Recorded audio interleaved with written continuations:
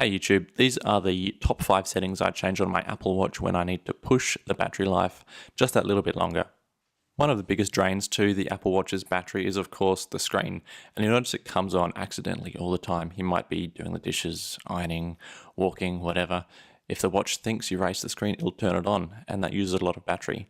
Option 1 for stopping that is to turn on cinema or theater mode. So if you swipe up from the bottom and look for the little mask icon, that turns on cinema mode, which stops the screen from automatically waking up. Or alternatively, a more permanent solution is to go into settings. So press the digital crown, look for the settings icon, head into general, then go into wake screen, and the very first option, wake screen on wrist raise, just switch that off.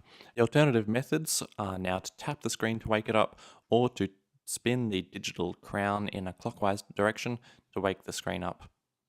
Now this will be inconvenient, but it will push your battery life quite a long way, so it's worth trying out. My next tip is to disable any radios that aren't in use. So swipe up for the control center and either disable the mobile data, which is just to the left of that blue icon, or the Wi-Fi when they're not in use. You'd be surprised how often the Apple Watch activates those radios just when it's out of range of another. An extension upon that idea is to turn on airplane mode while you're asleep, because typically you would have do not disturb on in bed anyway, so what's the point of actually having any mobile connectivity?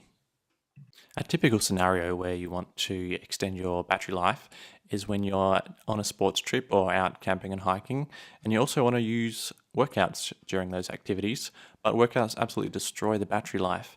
But that's mostly because of the inbuilt heart rate sensor.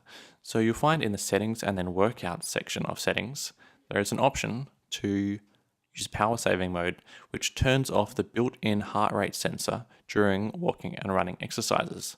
You find this saves quite a lot of battery.